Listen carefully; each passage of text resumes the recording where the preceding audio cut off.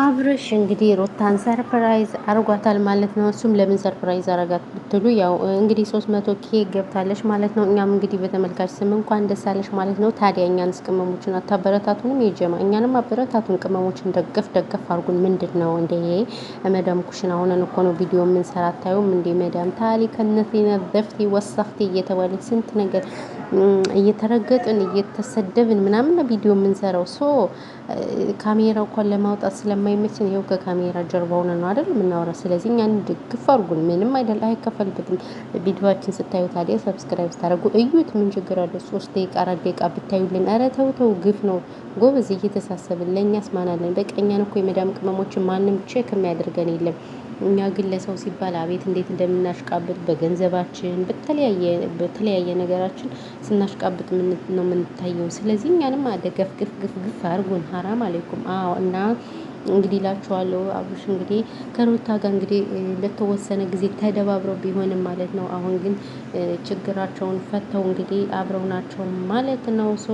እንግዲህ 300 ኬ ገብታለች። እንኳን ደስ ያለሽ ብለናል። አዎ ቅመሞች፣ እኛ የሰው ደስታ እኮ ያስደስተናል። ገብርኤልን እኛ አቤት የሰው ደስታ እንዴት እንደሚያስደስተን እኮ እውነት። ግን እኮ እኛ እኮ በተለይ አረብ ሀገር ያለነው እኮ የዋሃዎች ነን። በቃ የዋሃዎች፣ ለማንም ቲክታከር ለማንም ዩቲዩበር በቃ ደስታችን እንደገና እነሱን ላይክ አድርገን ሰብስክራይብ ታብታብ አድርገን ምናምን ነገር ነው እንትን የምንለው። ግን ለእኛ የሚሆን የለም፣ እኛን የሚያበረታታን የለም። ስለዚህ ምንም አይደለም። እንግዲህ እሱ 500 ገብቷል፣ እሷ ደግሞ 300 ገብታለች ማለት ነው። እንግዲህ ባልና ሚስት ሪከርድ እየሰበሩ ነው ማለት ነው።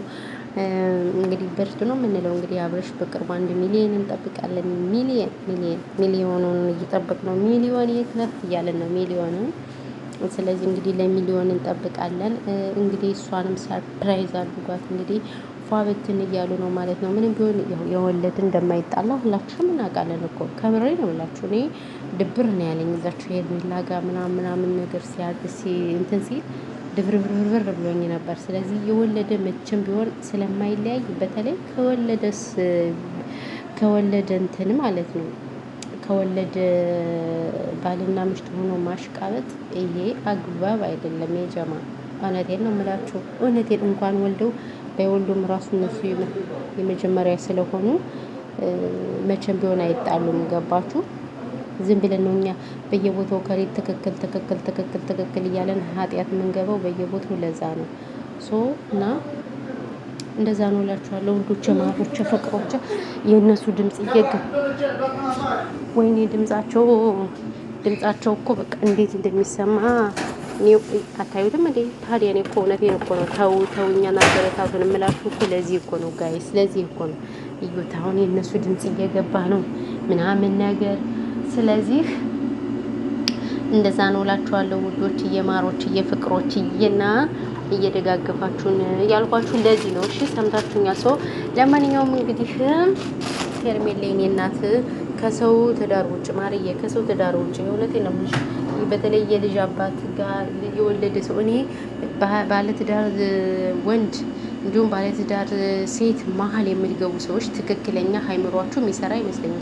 ሳስበው ጤናችሁ ራሱ ያጠራጥረኛል እውነት ለመናገር። ቢኮዝ ከሰው ትዳር ከያዘ ሰው አትንጠልጠሉ ጋይስ። ምን ነው እናት አንድ ሰውን ብቻ ነው የወለደች እኮ እያላችሁ ነው አሁን። ሳስበው እንደዛ መሰለኝ። እውነት የለው። አዎ እና ይሄ ነው ያለው ነገር እላችኋለሁ። በተረፈ ግን ውዶችዬ፣ ማሮችዬ፣ ፍቅሮችዬ እናመሰግናለን። እንግዲህ ኤቭሪበዲ ብዙ ወሬ የማላወራባችሁም ያው ስራ ላይም ስለሆንኩኝ እና ያለው ነገር ብስ አወልድ። በዚሁ አጋጣሚ ዛሬ ደግሞ እንግዲህ እህታችን ሌላም ገብታለች ወደ ኢትዮጵያ። ወይ በጣም ደስ ይላል። በስመ አብ ወልድ። ጠዋት እንቅልፌን ስነሳ ላይቭ ላይ ምናምን ሳይ በጣም ማመን ራሱ ነበር ያቃተኝ። በእውነቱ ከሆነ ብቻ እግዚአብሔር ይመስገን። እኛ ኢትዮጵያውያን በጣም ደስ ነው የምንለው። በእውነቱ ከሆነ ደስ የሚል ባህሪ ያለን እና ይሄ ነገር በጣም ነው ደስ ያለኝ እኔ በበኩሌ ማለት ነው።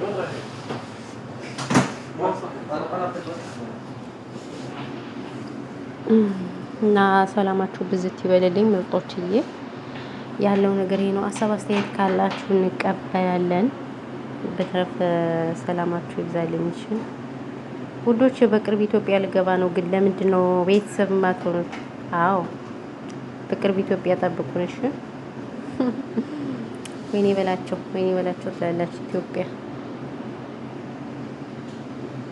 ኢትዮጵያ